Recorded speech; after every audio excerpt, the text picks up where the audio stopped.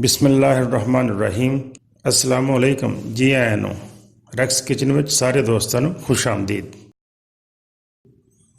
ਅੱਜ ਅਸੀਂ ਅੰਬ ਦਾ ਮਿਲਕ ਸ਼ੇਕ ਬਣਾ ਰਹੇ ਹਾਂ। ਅੰਬਾਂ ਦਾ ਸੀਜ਼ਨ ਸ਼ੁਰੂ ਹੋ ਗਿਆ ਤੇ ਅੰਬ ਨੂੰ ਫਲਾਂ ਦਾ ਬਾਦਸ਼ਾਹ ਕਿਹਾ ਜਾਂਦਾ ਹੈ। ਅੰਬ ਹਰ ਕਿਸੇ ਨੂੰ ਬੜੇ ਪਸੰਦ ਹੁੰਦੇ ਆ। ਇਹਦੀ ਰੈਸਪੀ ਵੀ ਬੜੀ ਆਸਾਨ ਹੈ। ਅੱਜ ਅਸੀਂ ਅੰਬ ਦਾ ਮਿਲਕ ਸ਼ੇਕ ਬਣਾਵਾਂਗੇ ਜਿਹੜਾ ਕਿ ਹਰ ਛੋਟੇ ਵੱਡੇ ਨੂੰ ਪਸੰਦ ਹੈ। ਬਹੁਤ ਸੌਖਾ ਤਰੀਕਾ ਹੈ ਮਿਲਕ ਸ਼ੇਕ ਬਣਾਉਣ ਦਾ। ਤੇ ਆਓ ਫਿਰ ਬਣਾਉਣਾ ਸ਼ੁਰੂ ਕਰੀਏ। ਸਭ ਤੋਂ ਪਹਿਲੇ ਅੰਬਾਂ ਨੂੰ ਧੋ ਕੇ ਤੇ ਛਿੱਲ ਲੈਣਾ।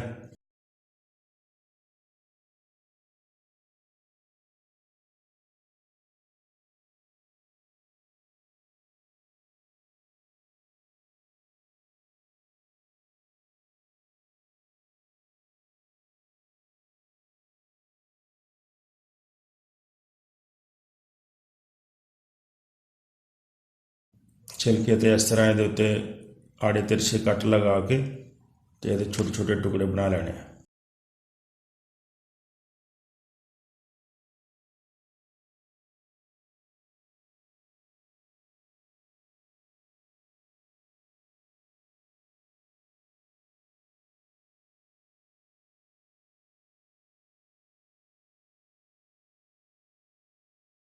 ਅੰਬ ਅਸੀਂ ਸਾਰੇ ਕੱਟ ਲਏ।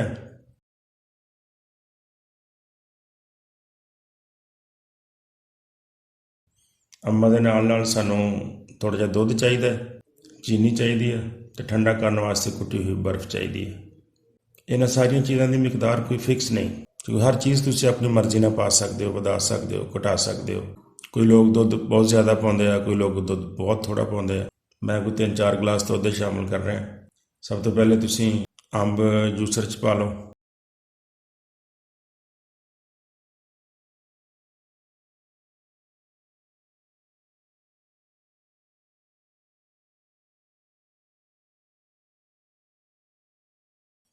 ਦੁੱਧ ਸ਼ਾਮਿਲ ਕਰ ਲਓ।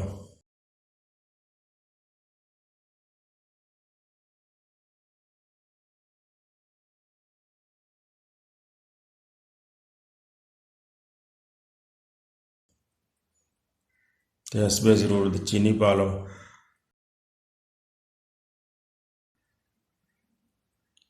ਤੇ ਨਾਲ ਇਸ 'ਤੇ ਕੁੱਟੀ ਹੋਈ ਬਰਫ਼ ਪਾ ਲਓ।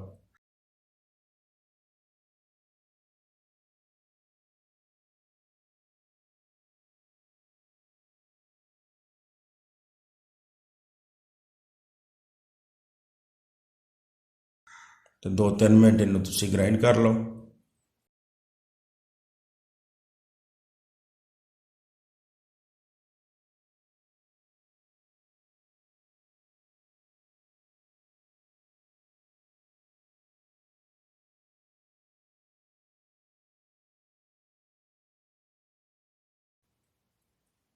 ਤੇ ਮਿਲਕ ਸ਼ੇਕ ਤੁਹਾਡਾ ਬਿਲਕੁਲ ਤਿਆਰ ਹੋ ਗਿਆ।